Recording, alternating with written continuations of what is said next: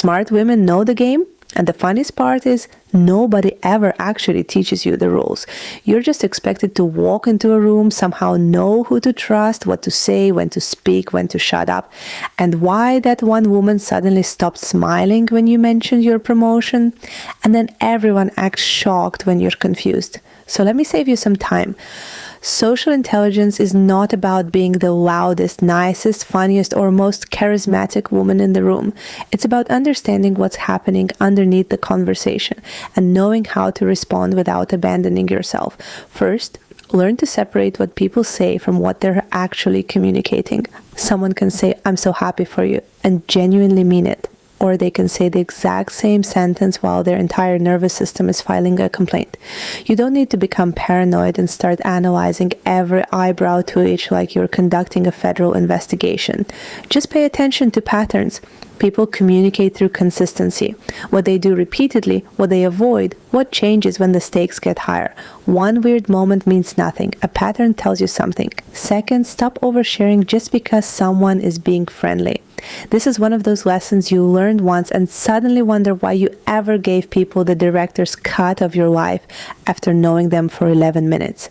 Intimacy is supposed to develop gradually. You don't have to hand someone your insecurities, family history, relationship problems, and 5-year plan because they asked a good question. You can be warm without being wide open. Mystery is not a manipulation tactic, and privacy is simply having boundaries around information that has not been earned.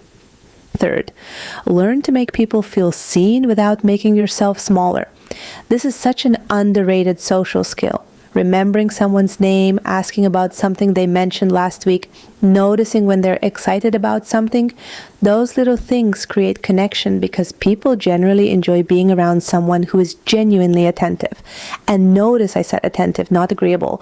You do not need to validate every opinion to make someone feel respected. You can disagree without turning into a debate moderator. "I see why you think that. I just see it differently." Beautiful, peaceful, nobody died. Fourth, stop rushing to prove yourself. If you're competent, you do not need to narrate your competence every 5 minutes. You don't have to casually mention how busy you are, how much you know, how many people want you, or how expensive your plans were. Let people discover you. There is something deeply attractive about a woman who doesn't seem desperate to establish her rank. She knows who she is, so she doesn't need the room to announce it for her. And please, learn how to handle a little social discomfort without immediately fixing it.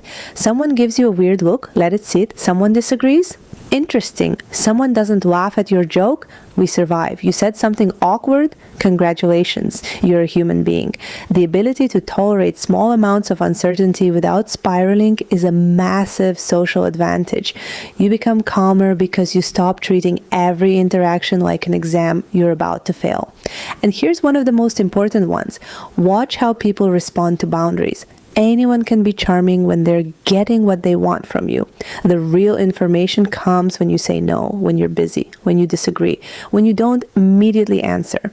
A healthy person may be disappointed, but they can handle your autonomy. Someone who punishes you for having boundaries is giving you information, and you should be interested in the information. Finally, understand that social skill is not the ability to make everyone like you. That is people-pleasing wearing a cute little blazer. You will not be everyone's favorite person. Some people will misunderstand you. Some will think you're too quiet. Others will think you're too confident. Someone will probably decide you're intimidating because you made eye contact and finished the sentence without apologizing. And honestly, that is not your emergency. The goal is to become socially fluent enough to move through different rooms without losing yourself in any of them. You can be warm without being gullible, confident without being arrogant, private without being cold, and observant without becoming cynical. That's the game. Not controlling people, understanding people, and understanding yourself well enough that you never have to betray who you are just to belong. Love you no matter what.